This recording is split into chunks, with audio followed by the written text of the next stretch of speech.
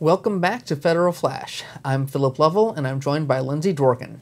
We have new information on the timeline for implementing the new Perkins Law, plus updates on ESSA, innovative assessments, and new data on low graduation rate high schools that can fall through the cracks of state accountability systems. As you may recall, Congress passed the Strengthening Career and Technical Education for the 21st Century Act, which revised and renewed the Carl D. Perkins Career and Technical Education Act, more commonly known as Perkins. We've gathered some preliminary information on the Department of Education's rollout of the new law. That's right, Philip.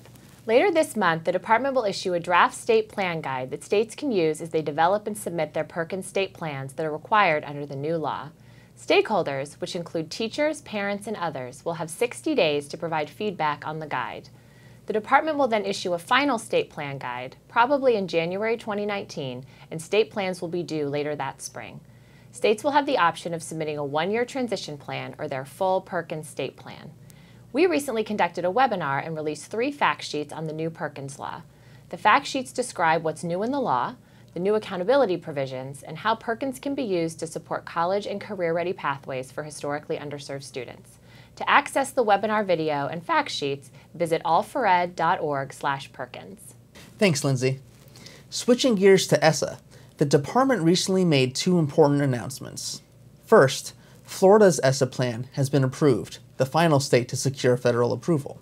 The department asked Florida to revise its initial plan because it didn't incorporate the progress of English learners toward proficiency in English, one of the accountability indicators that is specifically required under ESSA. Also, rather than focusing on specific groups of historically underserved students as required under the law, the plan would have identified schools for support based on the whole school. Florida addressed these issues to the department's satisfaction, but there's still concern among local advocates. You can read the approved plan at the link below.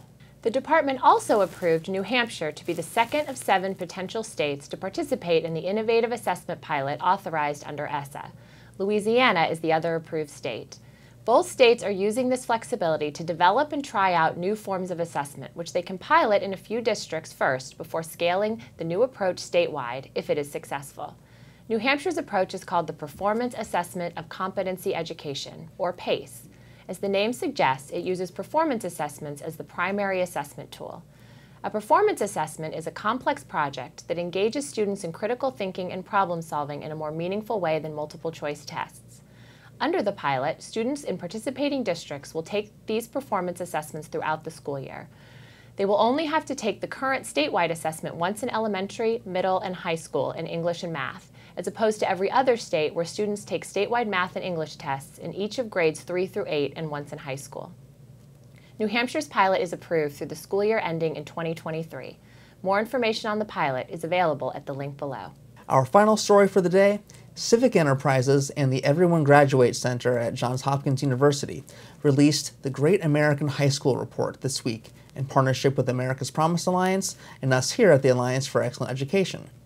The report highlights 1,329 high schools that enroll 300 or more students and have a graduation rate below 67% or a promoting power below 60%, which means they lose close to half of their students between freshman and senior year. Half of these high schools educate essentially only students of color. 3/4 of these high schools are majority students of color. Only a quarter of the low graduation rate and weak promoting power high schools are majority white. The full report is available at the link below. That's a wrap. For an alert when the next episode of Federal Flash is available, email us at alliance@allfored.org. Thanks for watching. Federal Flash is the Alliance for Excellent Education's video series on important developments in education policy in Washington, D.C. in 5 minutes or less.